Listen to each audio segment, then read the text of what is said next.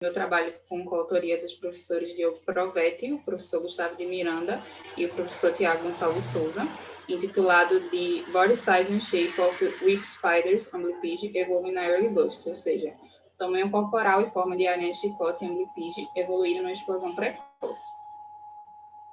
Bom, uma sub-área da ecologia que vem sendo bastante explorada ultimamente é a macroecologia, onde, através da compreensão das relações entre os organismos e seu ambiente em largas escalas espaciais e temporais, tenta achar e explicar padrões. Apesar dessa busca ser antiga, atualmente são poucos os padrões macroecológicos que conseguimos explicar e generalizar, e mesmo esses poucos ainda geram muito debate dentro do meio científico. Os padrões mais antigos descritos tratam bastante da variação do tamanho corporal nas espécies, que é um atributo funcional que se relaciona com diversos aspectos da vida de um animal, tanto aspectos ecológicos, fisiológicos e filogenéticos, levando em conta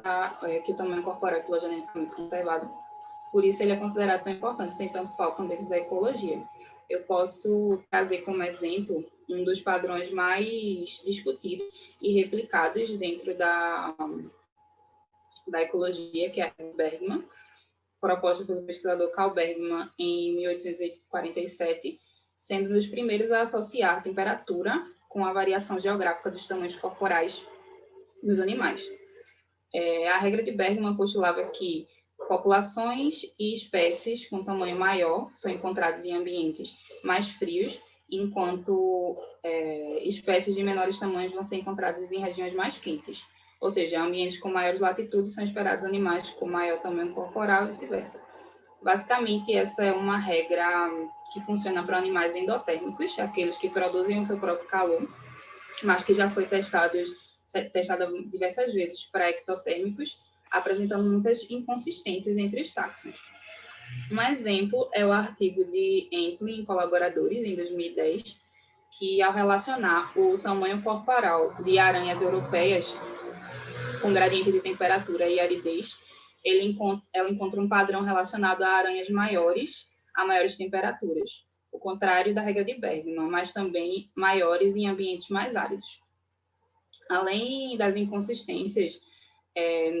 nos padrões, essa regra é pouco testada em artrópodes, menos ainda em regiões tropicais, e ainda a maioria dos autores que buscam entender os mecanismos e padrões de distribuição de tamanho corporal dos organismos não levam em consideração a história evolutiva dos grupos e como ela vai afetar o atributo. Pensando nessas lacunas, a gente escolheu um grupo antigo de aracnídeos, conhecido como as aranhas chicotes da ordem Amblypige, tanto pela história evolutiva antiga desse grupo, datando do Carbonífero Superior, quanto por serem globalmente e circuntropicalmente distribuídos no planeta. E ainda a gente escolheu especificamente nesse trabalho uma família de aranhas chicotes que tem espécies bem endêmicas, que é a família Carínidae, que dificilmente se sobrepõem umas sobre outras nos mapas. Querendo responder, então, qual a importância relativa do clima e da história evolutiva no tamanho corporal, e aqui a gente também acrescenta a forma corporal das aranhas chicotes, mais especificamente se esses atributos vão ser explicados pelo clima ou pelos ancestrais comuns, o quanto isso vai ser explicado, a gente utilizou uma base de dados de distribuição, morfologia e filogenia de Amblypige, constituída por Miranda e colaboradores, com um dos últimos trabalhos saindo agora em 2020 na Zoological Journal of the Linnean Society, e complementando esses dados com artigos de descrição dos Amblypiges. A gente coletou dados de 3 gêneros da família Carínidae, a Carinas, a Sarax e Vigotia, que, como eu falei para vocês, é uma família de espécies bem endêmicas, a maior família da ordem Amblypige, e tem distribuição global e tropical, e vive tanto em cavernas como em habitats de cavernas, como em habitats de florestas, mas sempre embaixo de rochas e ambientes mais críticos. Nós obtivemos esse corporal dos artrópodes e selecionamos atributos morfológicos considerados importantes para a vida desses animais, como o tamanho corporal, da largura da carapaça, o tamanho corporal do comprimento da carapaça, do fêmur do pé de palpo e da patela do pé de pau.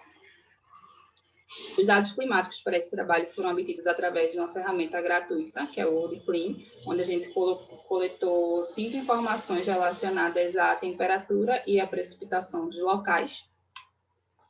E, então, para calcular o efeito do clima, nessas análises foi feita uma regressão parcial de quadrados mínimos, com uma abordagem bayesiana, tendo tamanho corporal e forma como variável dependente, e o clima e também habitat a gente incluiu aí como independente. A gente também rodou uma versão multivariada do sinal de Bloomberg para ver o efeito da história filogenética das aranhas chicotes sobre essa forma e tamanho, e ainda para entender como o tamanho corporal desses animais ao longo do tempo evolutivo, a gente construiu uma curva de disparidade ao longo do tempo.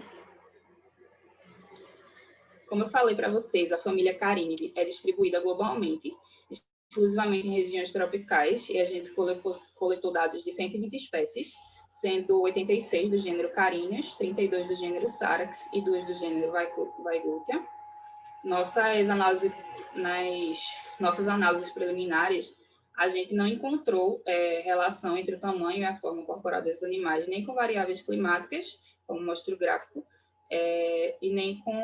entre diferentes habitats, o que a gente imagina que tem a ver com o hábito desses animais, por eles serem animais que vivem majoritariamente sobre rochas e dentro de cavernas, o clima global pode não ter tanta influência na sua biologia. E, por outro lado, a gente encontrou um sinal filogenético forte entre essas espécies, o que, junto com um empacotamento delas no centro do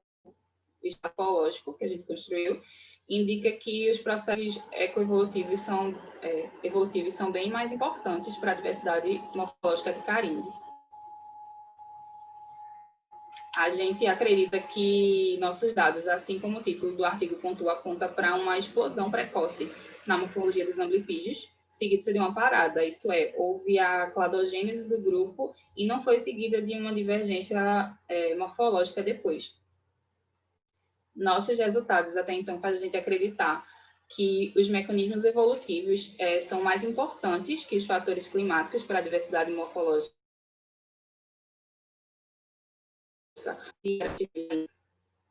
Ainda além, parece que houve de fato uma oportunidade ecológica que permitiu a ocupação de vários hábitats, mas a morfologia dos bichos parece ser um jack of all trades, ou seja, uma morfologia mágica que serve para todos esses animais. Tipo, na Oceania, na África, na América Central e do Sul, parece que eles têm a mesma morfologia. Isso dentro de uma família com 120 espécies. Houve a seleção natural, mas a força de seleção não diferiu tanto entre os diferentes habitats que eles ocupam.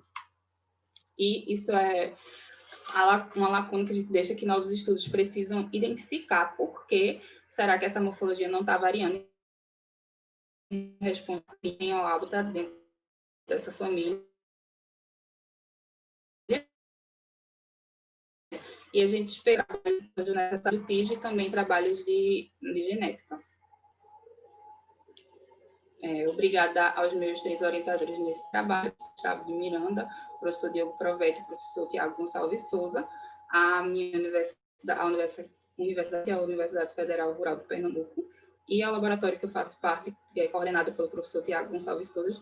que é o ECOFAM, Laboratório de Síntese Ecológica e Conservação da Biodiversidade.